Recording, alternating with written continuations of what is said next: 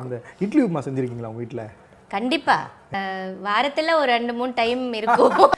எங்கே போனாலும் அந்த சீன் பத்தி எனக்கு சொல்லுவாங்க, கேட்பாங்க. தமிழகத்துக்கு இட்லி உப்புமா இன்ட்ரோடியூஸ் பண்ணதே நீங்க தான் அப்படின்னு சொல்லணும். நான் இல்ல, டைரக்டர் சார் தான். அப்பா உப்புமா தான் இருக்கு, சாப்பிடுறீங்களா? ஏதோ இருக்கிறத குடும்பமா சாப்பிட்டுக்கிறேன். உப்புமா ரொம்ப சூப்பரா இருக்குமா. ரவா உப்புமா மாதிரி இல்லையே, இது ஒரு டைப்பா இருக்க. ரவா உப்புமா இல்லப்பா, இட்லி உப்புமா. இட்லி உப்புமாவா? ஆமாப்பா, அவசரத்துக்கு வீட்டுல எதுவுமே இல்ல. காலையில வச்ச இட்லி தான் இருந்தது, அதை உதுத்து தழிச்சு உப்புமா பண்ணிட்டேன். வர வர நீ ரொம்ப தான் இம்ப்ரூவ் ஆயிட்டமா. எப்படி இருக்கா உங்க ஆசை பொண்ணு? என்ன அழகா சமைக்கிறா. ஒண்ணு இல்ல, இட்லியை உதுத்து போட்டு தாளிச்சு ஒரு உப்புமா பண்ணிருந்தா பாரு. ஆடாடாடாடா, இது வரைக்கும் அப்படி ஒரு உப்புமாவை என் வாழ்க்கையில நான் சாப்பிட்டதே இல்ல.